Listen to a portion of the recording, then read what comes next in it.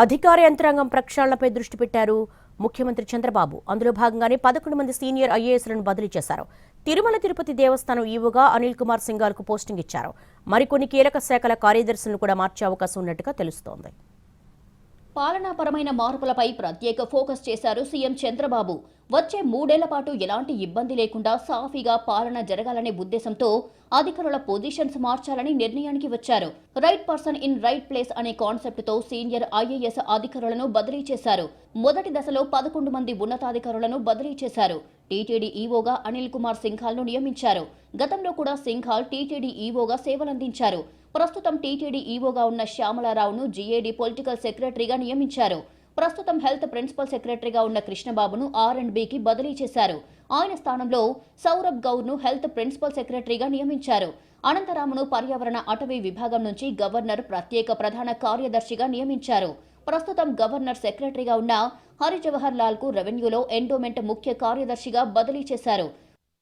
ప్రస్తుతం GAD political సెక్రటరీగా ఉన్న ముఖేష్ కుమార్ మీనాను రెవెన్యూలో ఎక్సైజ్ విభాగానికి మార్చారు.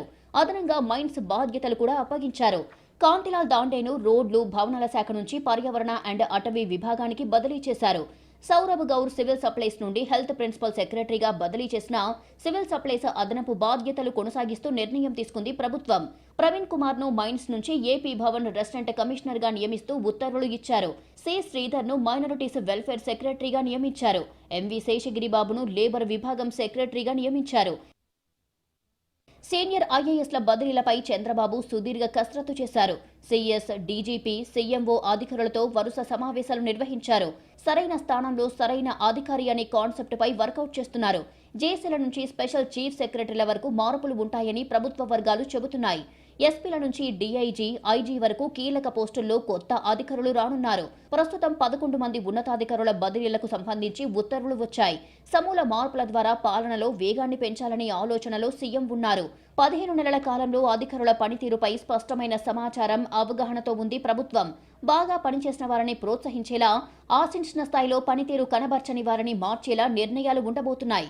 తన ఆలోచనలను వేగాన్ని అందుకునేలా అధికారుల, శాఖాధిపతుల పనితీరు ఉండాలంటున్నారు చంద్రబాబు. క్షేత్రస్థాయి నుంచి పాలనలో వేగాన్ని పెంచేలా బదిలీలు జరగనున్నాయి.